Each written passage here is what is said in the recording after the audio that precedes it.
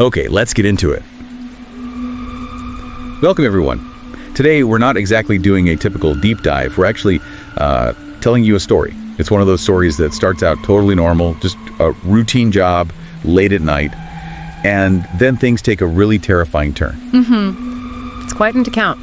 We're looking at a story submitted by a listener, a truck driver, and it details a night that, well, I think it's safe to say he's never going to forget. Definitely not. So the source we have is essentially a transcript from YouTube.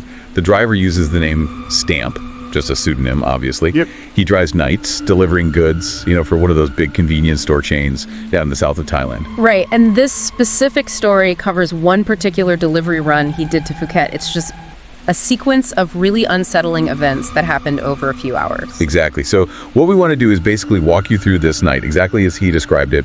We'll follow the events from like a regular rest stop right through to the delivery point and just see what unfolds, see what kind of creeps us out along the way. Okay, so the whole thing kicks off somewhere pretty mundane, actually, a place lots of drivers would know. He pulls over at the Tha Chatchai checkpost. Yeah, if you've ever driven down to Phuket, you know exactly where that is.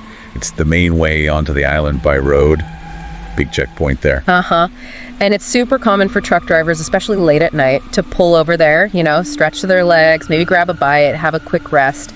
It's not seen as a particularly spooky place, usually. Right, not during the day anyway. So that's what Stamp does. He's with his younger brother on this run. It's late, maybe 1 a.m., maybe 2 a.m. They just needed that quick break before pushing on. So they're parked, taking 5. He mentions there are other trucks around, other drivers milling about. Feels pretty normal for that time of night. Yeah, seems routine. But then his brother spots something. Oh, here we go. He points towards this large tree over by the side of the road, maybe 30 meters off, and just standing there, completely motionless. They both see her. A woman. A woman. Just standing by a tree. Alone at 1 or 2 in the morning. Yeah. And the description he gives is pretty vivid. Long hair, wearing these old, sort of long clothes. He thought it looked almost like a maternity dress. Okay, that's weird. What are they thinking initially? Well, first they try to make sense of it. Right, maybe it's, another driver's wife, just stepped out for some air. Yeah, you try to rationalize it. But it's the time, 1 or 2 a.m. It just feels off. Really unusual for someone to be standing perfectly still like that out there in the dark. And then there's this cultural detail he mentions later that seems really key. His brother doesn't just point silently. No, exactly. He points and he actually says something. He acknowledges the figure out loud. Right. And in Thai culture, and many others really, that's often seen as a big no-no, isn't it? Very much so. But the source narrator stresses this. The belief is that acknowledging a spirit, especially by pointing or speaking to it, confirms you can see it, it draws their attention, you might be inviting trouble, essentially. And Stamp felt that instantly, like a switch flipped. Yeah, he said the moment his brother spoke, he just got this awful feeling. He immediately told him, stop pointing. Get back in the truck, now. Okay, so they scramble back into the truck. Get back in, lock the doors, and start driving away pretty quickly. But the image, it's burned into their minds. Once they're rolling, they quickly confirm with each other, did you see that? Yeah, you saw her too. They both saw the exact same thing. Identical. Same woman, same spot, same clothes. Even though they're trying to maybe convince themselves it was just a person acting strangely, that deep unease is there now. It lingers. Okay, so they've had this really unsettling start at the checkpoint. They carry on with their delivery route. Eventually, they get to the convenience store in Phuket town. This is their next drop-off. Right, back to the job. Seems like things might settle down. They start unloading the goods, just doing the work. And then, nature calls. Yeah, exactly. Stamp realizes he needs to use the restroom. Pretty standard stuff on a long shift. So he looks around for a store employee. Yeah, he spots a female employee standing kind of towards the back of the store. Okay, so he walks over to ask her where the loo is. And here's the next weird thing. He asks her, excuse me, where's the restroom? But she doesn't turn around. She doesn't face him. Nope. Stays facing away from him. Yeah. And just says, sort of matter-of-factly, second floor, to the right. Okay, that is really odd. Not exactly standard customer service. He thought it was strange too, but maybe he was just focused on, needing the restroom. He just says thanks and heads for the stairs she indicated at the back. And what's it like going upstairs? He describes it as pretty creepy, Long, dark walkway, just a couple lights on. He immediately felt uneasy again, that sort of spooky vibe. But he needed to go. Yeah, the urgency kind of overrode the fear at that point. He pushed on. Gets upstairs, finds 2 doors, left and right, just like she said. He goes for the right one. Opens the door to the right room and instantly gets hit by the smell. Oh, bad smell. Yeah, like really strong, musty, dusty, like a room that hasn't been opened or used in like forever, which felt really odd for a restroom in a working store, you know? Totally. You expect, well, maybe not roses, but certainly not abandoned attic smell. Exactly. So he steps into the pitch black room, reaching out, trying to find the light switch quickly, just wants to get this over with, and his hand brushes against something. Don't tell me. He says his hand touched something cold, like really cold and pale. He said it felt exactly like touching a person's hand, like ice. Oh, no. Nope, I'm out. He jerked his hand back immediately, totally startled, freaked out. I bet. But again, he says the need was still pretty pressing. He tried to kind of shake it off, tell himself, okay, maybe I just brushed against a pipe or it was my imagination. He forces himself to reach for the switch again. Does it work this time? Please tell me the light comes on. Nope. He finds the switch, clicks it, nothing. Clicks it again, maybe 4 or 5 times. Still nothing. Dead. So now he's stuck in a dark, smelly room. He's touched something icy cold, and the light's broken. This is getting worse and worse. Yeah, his frustration is building, but also the dread. It's just wrong. What does he do? He thinks fast, pulls out his phone, turns on the flashlight function, decides he'll just quickly scan the room with the light before stepping fully inside. Smart move. And what does the light reveal? This is it. This is the moment it goes from creepy to outright horror. He sweeps the phone light across the room, and the beam lands on a figure. Oh, because Woman, long hair, wearing a dress, and she's squatting. Squatting down low on what he assumes in that split second is a toilet. squatting. Yeah. And as the light hits her, she slowly turns her head towards him. No. And she smiles. What kind of smile? Not a normal one. He describes it as incredibly wide, unnaturally wide, stretching practically ear to ear. Oh, that's terrifying. Like the figure from the check post. He instantly thinks it's her. That image, the squatting figure, the long hair, turning, that horrifying smile. It just hits him like a physical blow. He said he almost lost it right there. Total terror. I can't even imagine. That specific image is pure nightmare fuel. Oh, no. What did he do? Oh. Did he run? Forget needing the restroom. That thought was gone. It was pure animal panic. He spins around, doesn't even think, just runs, bolts out of the room, practically tumbles down the stairs trying to get away faster. Fleas. Bursts out the back door of the store. The guys outside see him immediately. He's pale, shaking, clearly absolutely terrified. Yeah, they must have known something was seriously wrong. Oh, definitely. The male employees outside, they see the state he's in. They're like, whoa, what happened to you? He manages to get out. I saw a ghost upstairs. How did they react to that? Initially, maybe a bit of disbelief. Maybe they thought he was joking, pulling their leg. Right. But then they see his face. Yeah. The genuine terror. They realized pretty quickly he wasn't messing around. He was seriously shaken up. So, did they believe him then? Did they go look? Yeah, they got concerned. And maybe a bit curious too, right? So, Stamp, his brother, and 3 of the male store employees, they all decide to go back upstairs together and check out this restroom. Strength in numbers, I guess. So the 5 of them head back up. What happens when they get to the 2nd floor this time? Okay, this is where things get even stranger, if that's possible. One of the employees, maybe trying to be brave or practical, he goes into the left restroom first. You know, the one Stamp didn't go into. Yeah. Nothing, absolutely nothing unusual. He flicks the light switch, it comes on immediately, normal, empty restroom. Okay. But Stamp's encounter was in the other room, the one on the right. Exactly. So Stamp points, no, it was that one, the one on the right. And the moment he points to the right-hand door, the other employees, the store staff, they all kind of look at each other, confused. Confused, why? What did they say? They tell him, wait, that room, the one on the right, that hasn't been used in years. They seem genuinely surprised he'd even tried that door. It was supposed to be unused, like locked or something. Apparently just unused.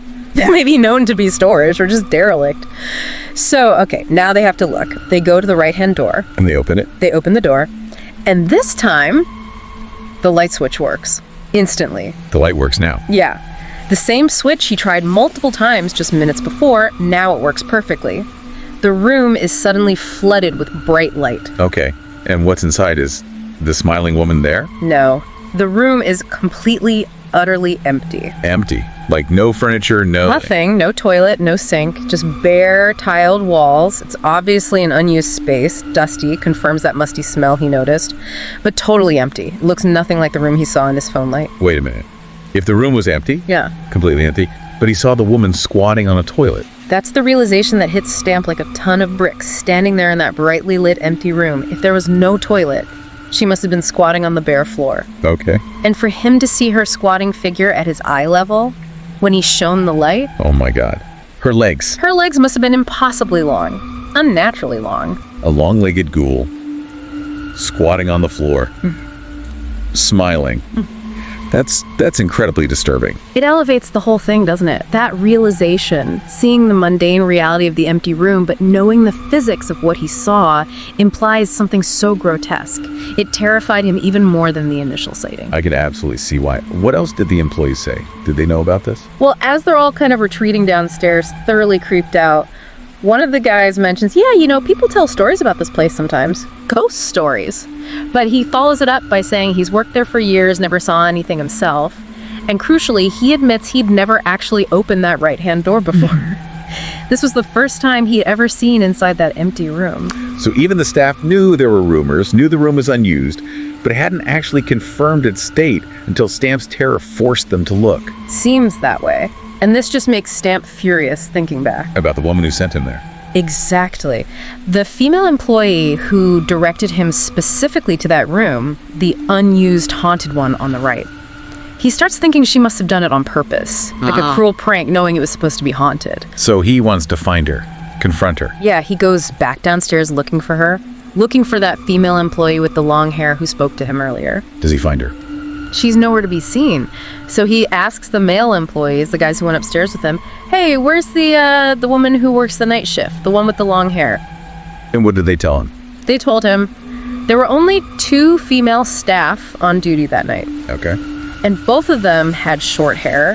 One just had short hair, the other wore a hijab, so you wouldn't see long hair anyway. Meaning? Meaning there was no long-haired female employee working there that night. Oh, wow. So the person, the thing that directed him to that specific room wasn't an employee at all. It was the spirit. It actively guided him there. That changes everything. It wasn't just him stumbling into something, it was leading him.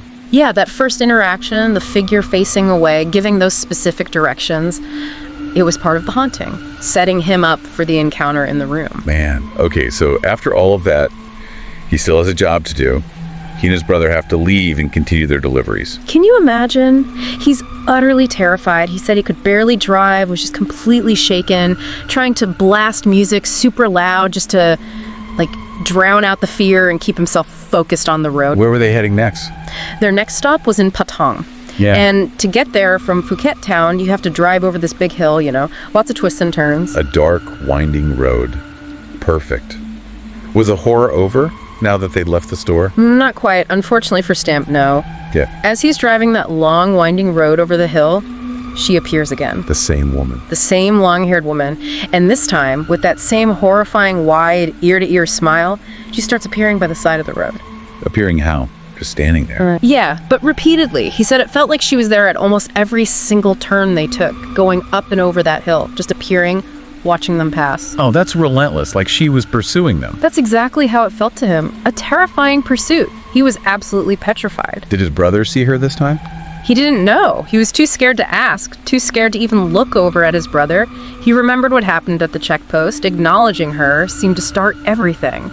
So he just stared straight ahead, forcing himself to keep driving, gripped by fear. Just driving through sheer terror, turn after turn. How did it finally stop? Did it stop? It did. As they were coming down the hill towards Patong, there's a very well-known landmark on the left side of the road. A large shrine. Locals call it Sao Zhao Porcia. It translates to the tiger shrine, basically. Okay, like a local temple or holy spot. Exactly. And it's common knowledge, apparently. Drivers often honk their horn briefly as they pass, just as a sign of respect to the deity or spirit associated with the shrine. A protected place. That's the feeling. And as Stamp drove past this shrine feeling desperate, absolutely overwhelmed by the fear and the pursuit, He just started praying inwardly. He said he was almost crying, just silently begging the deity of the tiger shrine, "Please help me, protect us, make her stop following us, please." A desperate plea for intervention. And did it work? According to his account, yes. Immediately after passing the shrine, after making that silent prayer, he didn't see her anymore. Just like that, she was gone. Gone.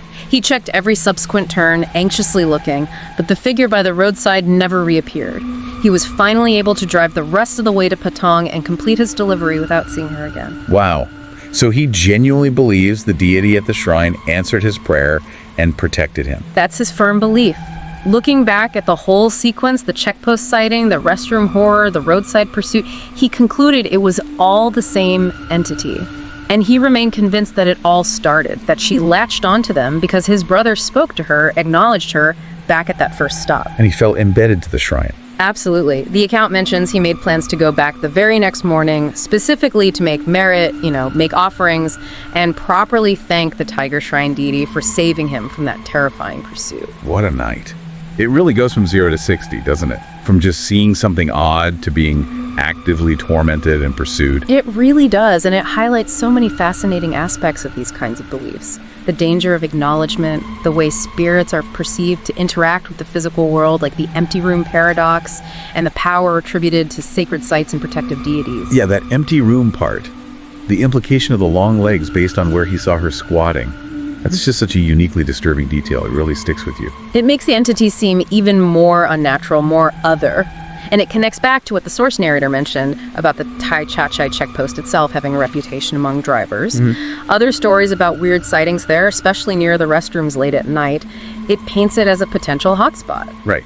It makes you think about the history layered onto these places we just passed through.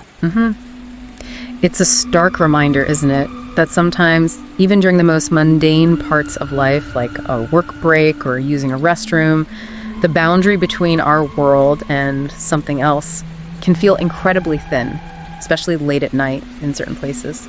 Definitely gives you a pause. The narrator even ends with a specific warning, doesn't he? About driving into Phuket that way at night. Yeah, he says if you're driving through Tha Chatchai late, keep your eyes on the road ahead. Don't go looking left or right near that checkpoint area. Makes you wonder what else people might have seen, or what stories haven't been told about that particular stretch of road, what might be lingering just out of sight. A chilling thought to end on. Perhaps something to keep in mind next time you find yourself on a lonely road after dark. Indeed. Well, thank you for joining us as we share this really unsettling story from the sources provided. If you found this chilling account interesting and want more stories like this, please do like, share, and subscribe to our channel, Horror Docs. Your support really helps us bring you these narratives. Thanks for listening.